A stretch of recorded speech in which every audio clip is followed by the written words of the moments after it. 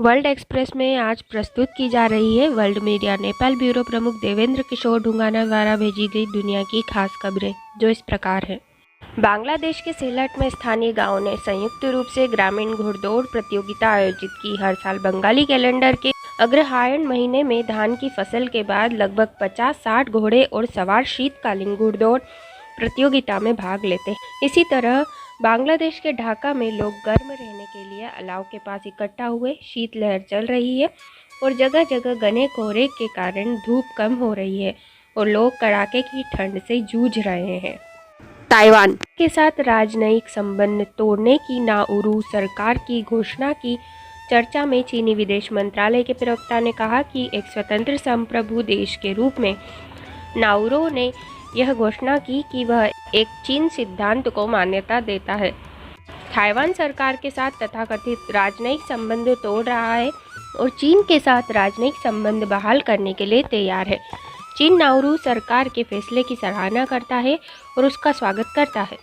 विश्व में केवल एक ही चीन है। ताइवान चीन का एक अविभाज्य हिस्सा है और चीन लोक गणराज्य की सरकार पूरे चीन का प्रतिनिधित्व करने वाली एकमात्र कानूनी सरकार है। इसकी पुष्टि संयुक्त राष्ट्र महासभा के नंबर 2758 प्रस्ताव द्वारा की गई है और यह अंतर्राष्ट्रीय समुदाय की आम सहमति भी है। एक चीन सिद्धांत के आधार पर चीन ने दुनिया भर के 182 देशों के साथ राजनयिक संबंध स्थापित किए हैं। चीन के साथ राजनयिक संबंधों को बहाल करने का नाउरू सरकार का निर्णय एक बार फिर दर्शाता है कि एक चीन सिद्धांत लोगों की आकांक्षा और सामान्य प्रवृत्ति है। चीन एक चीन सिद्धांत के आधार पर नाउरू के साथ द्विपक्षीय संबंधों में एक नया अध्याय खोलने का इच्छुक है। इजरायली सेना के सैन्य अभियानों ने गाजा पट्टी के निवासियों को अपने घर छोड़ने और विस्थापित होने के लिए मजबूर कर दिया है। साथ ही लगातार हवाई हमलों से गाजा पट्टी में बुनियादी ढांचे को भी गंभीर नुकसान पहुंचा है, जिसके परिणाम स्वरूप दैनिक आवश्यकताओं की कमी हो गई है और मानवीय संकट बढ़ गया है। वर्तमान में लगभग पूरी गाजा पट्टी मानवीय आपूर्ति की कमी और कठिन जीवन स्थितियों का सामना कर रही है। उत्तरी गाजा में निकट पूर्व के शरणार्थी फिलिस्तीनियों के लिए संयुक्त राष्ट्र राहत कार्य अभिकरण के एक स्कूल में बड़ी संख्या में विस्थापित गाजावासी शरण लिए हुए हैं। यहाँ न केवल पानी और बिजली की कमी है, बल्कि दैनिक भोजन आपूर्ति की भी एक बड़ी समस्या बनी है।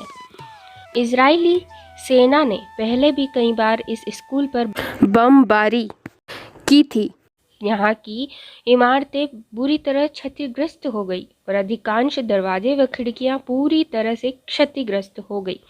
विस्थापित सआदत ने कहा, हम यहाँ स्कूल की खिड़कियाँ ठीक करने में मदद करने और पानी व बिजली बहाल करने का प्रयास करने के लिए आए हैं। कई बच्चे बीमार हैं, लेकिन हमारे पास न खाना है, न पानी, न दवा, एक बूंद भी नहीं। हम दर्द से गुजर रहे हैं। यह क्रूर तथ्य है। बांग्लादेश फिशिंग बांग्लादेश के सिलहट में शीतकालीन मछली पकड़ने के महोत्सव के दौरान स्थानीय किसान बांस के मछली पकड़ने के जाल और हस्त निर्मित मछली पकड़ने के जाल के साथ मछली पकड़ने की गतिविधियों में भाग लेते हैं। 60 टाउनशिप के विभिन्न क्षेत्रों से लोग मछली पकड़ने के विभिन्न उपकरणों के साथ मछली पकड़ने की गतिविधियों में भाग लेने के लिए नदी के किनारे एकत्र हुए। मध्य पश्चिमी अमेरिका के आयोवा स्टेट में स्थानीय समयानुसार शाम को रिपब्लिकन कॉकस की बैठक आयोजित की गई। मध्य पश्चिमी अमेरिका के आयोवा स्टेट में स्थानीय समयानुसार रिपब्लिकन कॉकस की बैठक आयोजित की गई। यह वर्ष 2024 के अमेरिकी राष्ट्रपति चुनाव के लिए पहला प्राइमरी चुनाव है, जो आधिकारिक तौर पर अमेरिकी आम चुनाव की शुरुआत है। कई अमेरिकी मीडिया की गणना के अनुसार पूर्व अमेरिकी राष्ट्रपति डोनाल्ड ट्रंप इस प्राइमरी चुनाव में जीतने वाले हैं। डेमोक्रेटिक पार्टी के पक्ष में वर्तमान राष्ट्रपति जो बाइडेन फिर से चुनाव मैदान में है। डेमोक्रेटिक चैलेंजर के पास बाइडेन की जगह लेने की बहुत कम संभावना है। इस पार्टी का पहला प्राइमरी चुनाव 3 फरवरी को साउथ कैरोलिना में आयोजित होगा। गौरतलब है कि प्राइमरी चुनाव अमेरिकी राष्ट्रपति चुनाव का पहला चरण होता है। इस अवधि के दौरान डेमोक्रेटिक और रिपब्लिकन पार्टियों के उम्मीदवार अपनी अपनी पार्टियों के राष्ट्रपति पद के नामांकन के लिए प्रतिस्पर्धा करते हैं। प्राथमिक चुनाव के बाद दोनों दल औपचारिक रूप से राष्ट्रपति और उपराष्ट्रपति उम्मीदवारों को नामित करने के लिए अपने अपने राष्ट्रीय सम्मेलन आयोजित करेंगे। इस वर्ष अमेरिकी चुनाव मतदान का दिन 5 नवंबर होगा।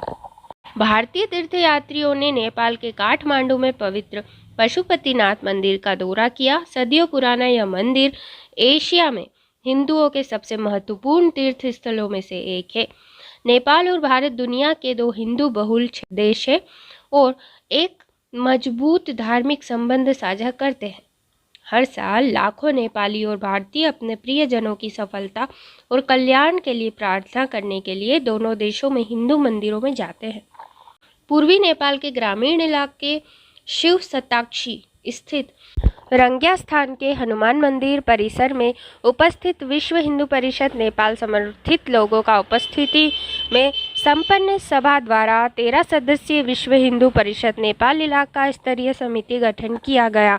वह समिति के अध्यक्ष में श्याम सुंदर हजाम, उपाध्यक्ष चंद्रकला गिरी, सचिव संतोष पूर्व, कोषाध्यक्ष में पवित्रा दंगाल, सदस्य में पार्वती ताजपुरिया, नागेंद्र प्रधान, परमा ताजपुरिया, बिमला राजवंशी, लक्ष्मी देवी पोड़ेल, गंगा देवी दाहाल, देवी चरण भट्टराई और लक्ष्मी सरी राजवंशी चयन हुए।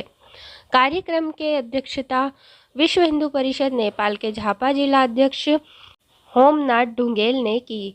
परिषद झापा जिला सदस्य सत्येंद्र लाल कर्ण ने हिंदू समाज में धार्मिक जागरूकता और धर्मांतरण के विरुद्ध अभियान के विषय में प्रशिक्षण दिया है। जय विश्व, जय भारत, जय नेपाल।